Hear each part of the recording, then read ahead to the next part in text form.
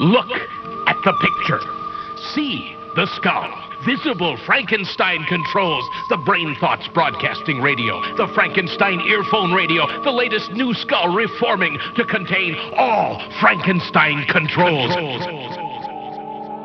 right, guys, welcome back to another episode of Frankenstein Control. And as such, I know we get our fair share of news stories, but we also get sponsors. And I was contacted and given a, let's just say I got a big amount of cryptocurrency.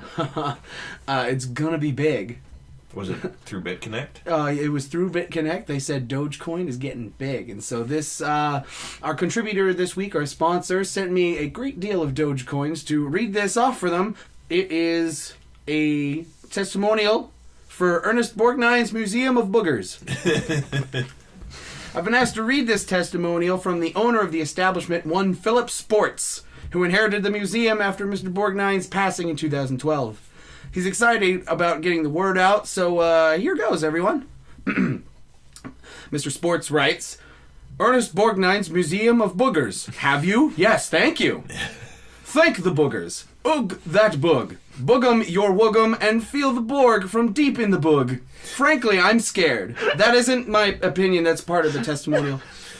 If you are onto the Borgnine boogie, then please thank you, won't you? With love, Philip Sports. That was a coherent ad, and I understood every sentence of it. You know what? I personally like to thank Mr. Sports, not only for giving us so many Dogecoins, thank you. What are we going to spend them on?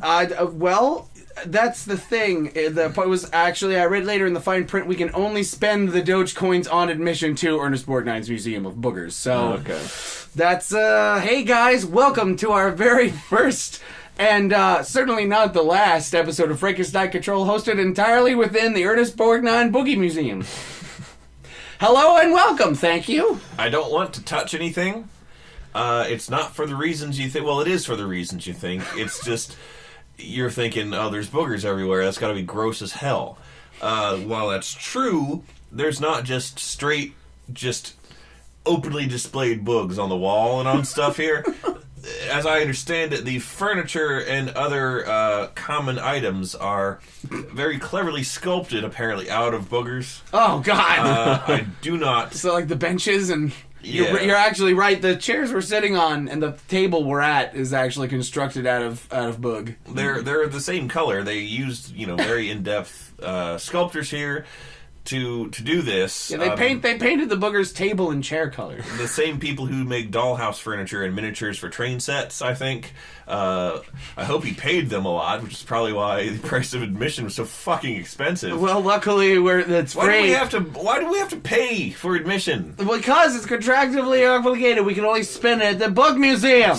I already established this fucking welcome to Frankenstein goddamn control.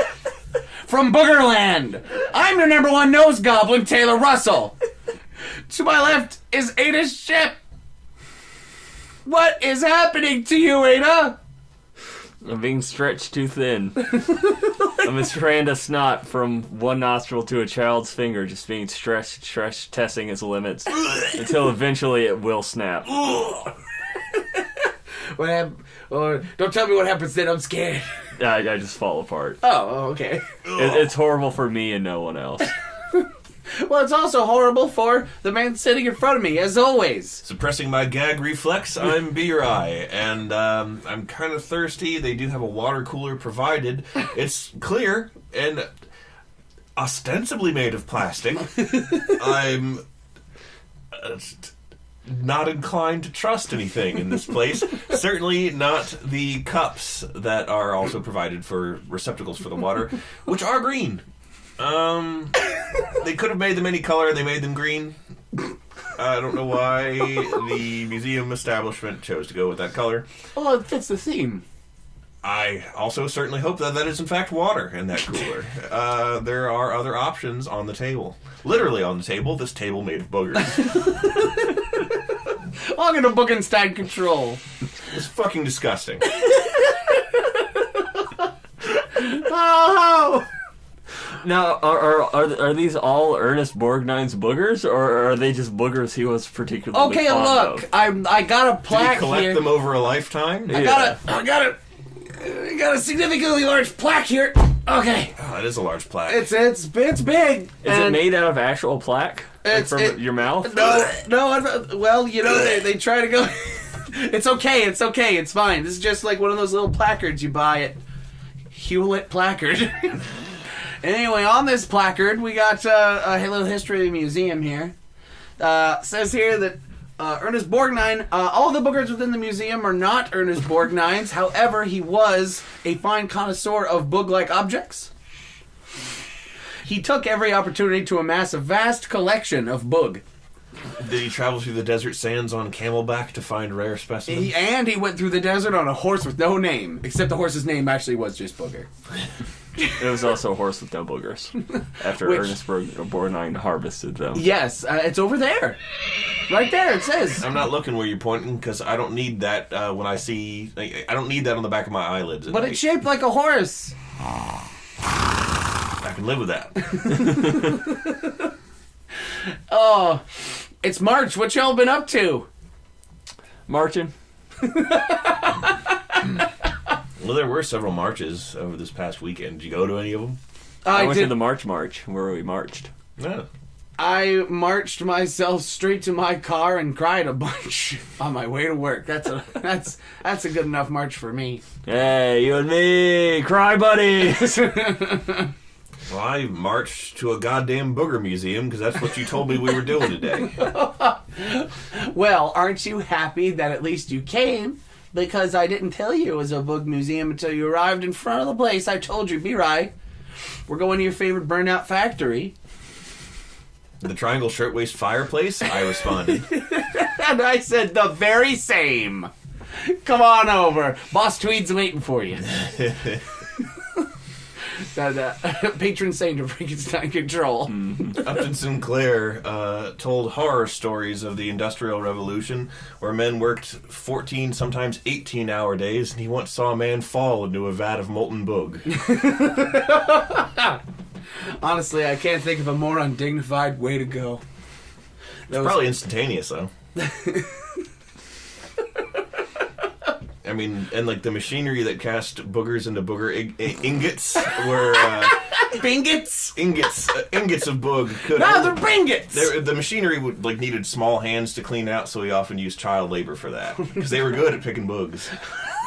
It is true. All this talk of booger ingots makes me think there's a Minecraft mod out there that lets you mine boogers. I'm sure there is. I'm sure someone has made a giant fucking nose, and you can go in there... and it plays annoying popular music or something. I don't know. This is a really gross episode, and I'm sorry. Yeah. None of us knew this was going to happen. Yeah. Taylor warned us it was going to be a little odd. Odd. That was the word he used. Odd, I said. Odd was the word Taylor used. Ugh. Oh. Well, Let's not say the B word anymore. Okay, bitch. I'm going to go back and replace every single instance of that word with bitch. I'll have no idea what anybody's talking about. Yeah, the most avant-garde episode of Frankenstein Control to air to date. The Ernest Borgnine Bitch Museum. That man loved his bitches. Oh, he probably did. You ever see that hilarious clip of him on the news or whatever on I think Fox and Friends? They're like, what? Ernest Borgnine, 92 years old, still going strong. What's your secret? And he's like, oh, I dare not tell. And they're like, no, go ahead, tell us. And he's like, I masturbate a lot. And he's like, oh! The anchor's like, whoa, mama! And just, I don't know. And go Bill look O'Reilly took notes. Yeah, he probably did. He's like, masturbate lots. We'll do it live. Remember, kids, the secret to do it live for long is to just wank it. Mm-hmm. Just stroke that goke. Stop it. Hello, and welcome to The Dignified. Grandma, these guys on the internet are really funny. I want to play their episode. They do swear a lot, but it's okay. You'll get used to it. They talk about some smart things on occasion. I actually learned some things. Boogie, boogie, boogie, bunk. Bonky, bonky, boog. Take the boog and the roog and fly away. Grandson, I'm going to take you behind the shed now, and You're out of the will. she dies immediately. Like, you're out of the will. And then her son's just like, she didn't masturbate a lot. And the vileness just keeps piling up. Welcome. It's a vile pile. It's a good time. This vile pile has sapped my Fucking what if strength. you don't like it? Wrench control away from this particular Frankenstein, this homunculus of nastiness. I don't know how we'll make a long segment out of it, but I've been watching a lot of playthroughs. Lissa and I have really been into this game called Life is Strange. Mm-hmm. It's actually a Square Enix game, which was surprising to me. Mm-hmm. What, a single Keyblade? Not a single damn Keyblade. Takes place in real life, very realistic, motion captured art styles. I think the characters are actually directly modeled on actors that they got. Oh, like Beyond Two Souls, but not with no Willem Dafoe. Yes, going blah to steal someone else's more competent thunder. It is a supernatural, like fun sort of coming of age high school tale about these two girls who are like both late high school age, and some spooky stuff happens, and one of them gets time powers, and there's murder mystery and all kinds of serial killer catching, and Life is indeed strange. Their lives for certain. And there's multiple branching pathways through the game, and there's multiple choices you can make, and it's really cool and dynamic. And it definitely falls under the category of games that look really cool and I'm interested in, but I'm a grown person now who does not have infinite money to buy all games and infinite time to play all games. Yeah. Most notably games that you can... Well, actually, I think it actually does have some replayability because you can do things differently each time through.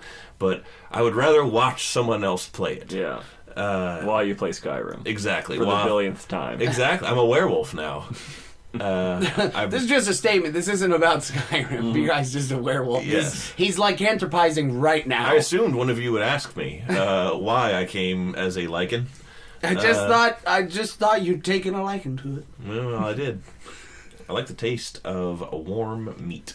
Anyway, Life is Strange. Yes, it's cool, and watch some competent YouTube people play it. So like, so don't watch it on YouTube, I guess. Well, no, actually we've been having a good time, and also the game did well enough that they did a prequel with the same characters. That actually, there's two girls. The gameplay in the first Life is Strange game focuses on one of those girls. The other's her friend. The prequel focuses on the friend, so you get to play as her and see some of her past. And well, that sounds pretty good. it is pretty cool, and like the game is pretty topical and makes pretty good, pop culture references and stuff like that. It actually, I think, talks about in one scene Final Fantasy: The Spirits Within. And I was like, how the fuck did they name drop that shit? Oh, Squeenix. Yeah. That's pretty funny that they would, of all things, they name drop that. Yeah, and it's deliberately in a tongue-in-cheek way. Like, okay. We know it was crap. We're mocking it. Yeah. Let's hang a lantern on this particular thorn in our side. You want to watch a weird movie that's 2 parts Alien Covenant and 1 part Weird Gas Mask Guys? Is that Life is Strange? No, that's the Final Fantasy. The Spirits Oh, Within. okay. I was like, wow, that's a big departure. This game's ending must be crazy. No, it takes place in Oregon. Life is Strange does, and it's like got a sort of Pacific Northwest feel. The same kind of spooky fun feel that Gravity Falls and Alan Wake have. Ooh. Okay. So it's pretty cool. So we've been having fun doing that. Speaking of video games, Ada, I heard you played a game. I have played many games before in my life. I heard it was quite the puzzler for your puzzler. It's a game called The Witness, and it's a puzzle game that's very tricky. And if I tell you stuff about it, it'll spoil it. Oh. And Do you got to spray chrome spray paint in your mouth and go, "Witness me"? that is an option that will unlock the final boss. Where the game changes dramatically. Instead of being wandering around looking for circles with lines in them, you just have a gun now. A gun that shoots other guns. The guns just hit people and it's completely ineffective. Ow, could it? Yeah, really. What the hell? Well, This is the sound of the gun. You've just pissed me off and armed me at the same time. But yeah, if you like tricky puzzle games, check out The Witness. It came out like a year and a half ago, maybe more. It's made by John Blow, and it does not blow. It's good. Doesn't John Blow games? They don't blow. They're good. Listen, I also got the remastered Shadow of the Colossus. Oh, now that is a game for the ages. Oh, it looks good. Oh, it looks real good. I mean, it looked good on the PS2. Like, I think it was one of the Yeah. best looking titles on that system. Yeah, they really stretched the capabilities of that thing. And then Look as good as it earlier does. today, B.R.I. showed us a clippity clip of Clippity clip clop. clippity clip. Well, he was clipping and clopping all over with his horse. This big some made up gobbledygook language. His brave steed, Tommy Wiseau. But yeah, the game looks fucking incredible. Like it's It looks like a movie. Yeah. It looks like a straight up goddamn movie. Games are looking crazy these days. Like, as a guy who grew up with pixels, beeps, and boops, and now we're playing movies. And sometimes they're not even Heavy Rain. Yeah, sometimes they're actually games instead of just movies that you press a button during. I will clarify that Life is Strange is kind of like a movie. A movie of what you press buttons at? It's a little bit better done than Heavy Rain. Mm-hmm. So, like, it's still cool and you can still kind of do stuff. But it is a graphic experience of that sort. Oh, okay. You don't ever take control of the girls and bust combo attacks and shoot people. Actually, you can shoot people. Oh! It's an option at distinct points in the game. But Honey, would you like some breakfast? Press A to accept breakfast. Press X to unload. press X to empty the magazine. Yeah. Press X to take the shot. I like it. I like this. This game sounds great, Peter. Well, the really weird thing is no matter what choice you make, the outcome's going to be the same. So either you take your breakfast from your mother and it's just fine, you eat it, it's delicious, and then you go to school, or you unload a magazine into her, and then you just go to school. Mm-hmm. And then when you get home, she's still there, she's fine. Fucking game master is railroading me. What?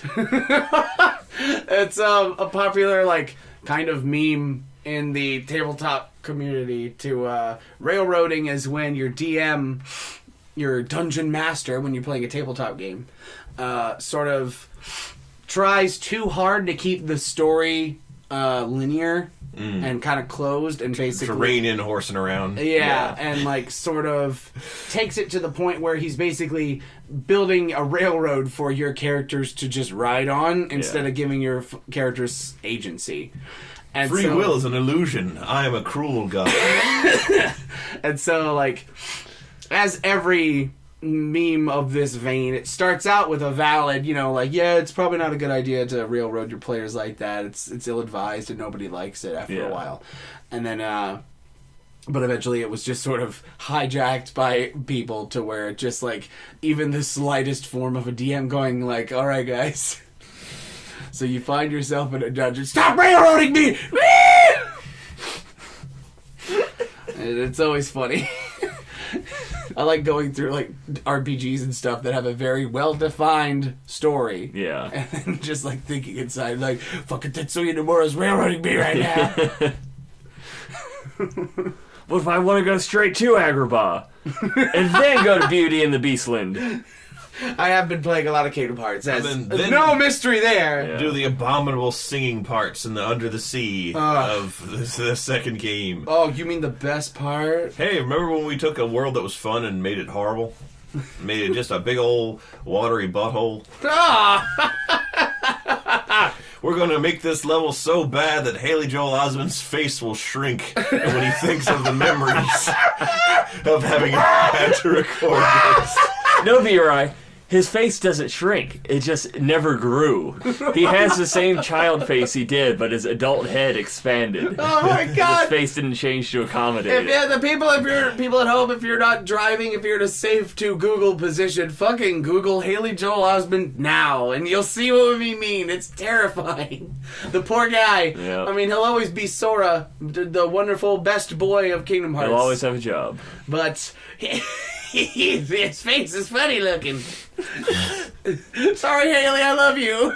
He looked funny and it's fun to laugh at him. Let's laugh derisively at him. I feel bad. You should. That was my cry laugh. Mm-hmm. You can purchase the cry laugh. The craft. Mm-hmm. Buy the craft today. Is it like an emote, like in what do you call it? Almost in Borderlands. What is that multiplayer game that the kids are nuts about now? Oh, Overwatch. PUBG. Oh yeah, PUBG. That's another one. Or PUBG, as I always choose to phoneticize I like it. the game where you skydive in your underpants and then get shot immediately. Mm-hmm. I was like, that does not look like fun. I'm going to play Skyrim again. For the 80 billionth Or time. failing that, I'm going to play Fallout 4. Or failing that, I'm going to ride around the desert on Fancy Boy in Origins. Fancy Boy is the name of his camel for anyone unfamiliar. Fancy Boy is what I named the starting camel in Assassin's Creed Origins. I think you'll find that is his actual name, and I will not be selling him because It is the actual canonical name. Yes. You have to change it away from Fancy Boy now that B-Rai is named at that, no matter what copy of the game you're playing. Yeah. Fancy Boy Forever, 2017, 2018. You did forever. show me some pretty cool vistas from that game. You were on top of a pyramid, Yep. and they even had the crazy, like, golden top? Capstone. Golden capstone? That's what it was. It was gold, right? It's cool. You're Yeah. climbing at night, so it looked black. It's So I thought it cool. might have been obsidian, and I'm like, that must get real hot in the summer. Oh yeah. It's just cool to see Egypt with the paint still on it. Yeah. And the mummy's still alive. The painting and sculpting on this Egypt is beautiful. In modern Egypt, the mummies are all extinct. Mummies once roamed these sands, Where once the mummies once roamed, now there are none. groaning and accidentally crushing villagers. Do you find any mummy mums in that game? I haven't fought any yet, but you can find some. Like actual mummies. Or just the dead ones? It's the only kind of mummy. No. What about cursed ones? Or undead mummies. Yeah, there we go. Or Gibdos. Yes, there are no Gibdos. There are mummies in the game that you can find, but they're just laying there. They're just being mummies. And there is an area. There's an area where you can even see mummies being processed and made. It's like an undertaker's lab or whatever. Yeah. It's sort of outside and on a busy street and not like protected by any walls or anything. They're just doing it right there in the open. Yep. Just making mummies. And there's a whole lot of them. And it appears as though they're mass producing them, which led me to dubbing the place the Mummy Works. Mm-hmm. And just imagining a guy with like, bare chested with the Egyptian like skirt garment with one of those headdresses. Over top of the headdress, he has like a modern hard hat. He's giving a tour to a group of people. Yep, here's where we make them. Now your basic mummy has 5 components. He's like, yo Sal, back that forklift up. It's a just camel. a pallet of mummies on the forklift. They're all covered in plastic wrap. all in a wooden pallet. Make sure those mummies are tied down properly. I don't want OSHA on my ass. Oh my god. Mummy There's- Works. I like it. There's a sign that says no workplace accidents since 300 BC. The fact that they're cognizant of it being I don't know, I always think that's really funny when like that's portrayed in depictions of ancient societies for comedic effect where they're like, oh, it's 3 BC or something like that. And you're just like, ha ha ha. It's funny because they don't know. On that same vein, I always like watching old science fiction movies, and they're like, in the far off year of 1999. Yeah. This is great. And everyone's flying around in jet cars, and all the world's problems are solved. And it's like, Blade Runner already like straight up happened. Like, Yeah. Original Blade Runner was 2017. yeah. Wait, really? Yeah, I think so. No, that can't be. No way. 2001: A Space Odyssey. Well, Yeah. that's also true. And we still have the events of Akira to look forward to. Because all that happened because of Japan hosting the Olympics in 2020, which is actually happening now. That's pretty sweet. That's So, not gonna lie. Can't wait for the moon to get cut in half or destroyed or whatever happens in that series, and then everybody dies. and then a whole bunch of psychic kids come around and kill me. Cool. Wait, you? Yeah, just me specifically. Oh, you were the cause of it? Mm-hmm. Yep, I got erased, or I got removed from the original manga just because of trans erasure. They just didn't want to give any kind of credit to that. But yeah, it was my fault. Sorry, everyone, preemptively. What dang? There's another anime that I forgot to mention called like In the New World or something. In our 2 episodes ago, when we did our Weeb special, there's an anime that we what a special it was. saw on Crunchyroll called In the New World. I think that's what it's called, In the New World. It's cool, and it too has murderous psychic children. But it's also pretty hard to predict what's going on in that one. So it's in the future past. It's cool. Future past. Mm-hmm. It's in the far off year of 1980. Yeah. Well, no. Man has conquered space. So it's our old future. It's actually 1,000 years from now. Oh. But we've reverted to almost like a medieval Japanese lifestyle. Oh. And as you do. yeah, but there's magic afoot and other shit. There's magic afoot. Magic afoot and other shit. Yeah. World War III happened, so now all we have is sticks and stones. Mm-hmm. Do you know about that quote? Oh yeah. By golly, we're gonna fight World War IV with it. Yeah. And hold my beer, says the U.S. Indeed. Hold my bear, says Russia. Oh! Sergey, no, down! Ivan, stop him! He is hopped up on jet fuel. Oh, he knocked over my Stolichnaya vodka. Oh, me bear! Yesko's been huffing aeroplane glue. Pipe down with the bear. I am trying to watch the American TV. I want to see what this Homer the Simpson does. Loving his catchphrase. No! I like it. That's funny to me. I am loving his catchphrase. Do not. That is the translation that we get over here. He is Do enjoying. not. He is enjoying sugaring. It's so weird to watch American cartoons or media in a different language. Oh man. Like I was watching a Japanese dub of Ed, Ed and Eddie, of Oh, all things. What? They have that? They have that. That's a thing that exists. And it's just like, would they even find this entertaining? This is... It's a unique encapsulation of the American suburban experience. Yeah, really. How would that apply to them at all?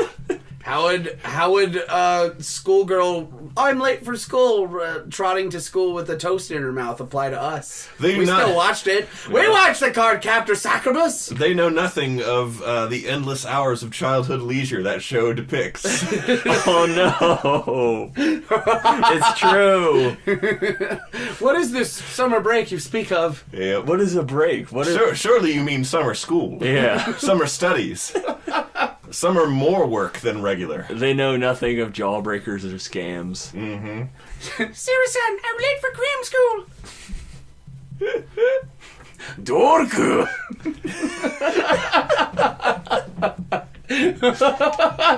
Kevin Kisama. Nanda! Sama! Botorda toastu da.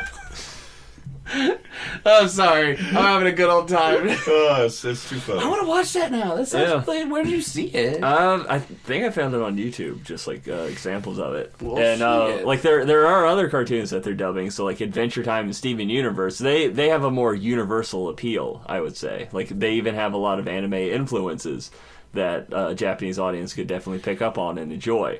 But it's still really disorienting to hear all these beloved English characters now speaking in Japanese, and it's like, I've seen this, I don't understand it. It's like when the Japanese people, when the Japanese fans watch Steven Universe, they say, you will not believe this great show I found. It is a lot like Land of the Lustrous.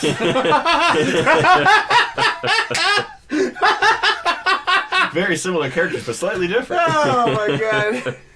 They do not look like gushers, nor do they look delicious. Mm-hmm. I do not like it. Instead, they look like women of color. The color purple, specifically. Great Oprah Winfrey movie. Very good. Oh, right, she was in that, wasn't she? She was. The Color Purple. I think that's if I'm not mistaken, and I may very well be mistaken, I think there is we read The Color Purple in school, and I think there's a scene in that where they come across this town where there's been a flood, and they're burying bodies with quicklime around them. Whoa. And that's the first place I ever heard of doing that, was that book in school. And I thought, I'm going to take notes on that. We didn't read The Color Purple. We read Things Fall Apart. Oh, Lissa had to read that. She hated it. That book was sad. She this guy's hated it. things fall apart in that story. I can guarantee you. It's one of the stories she cites as her the foundation of her hatred of reading.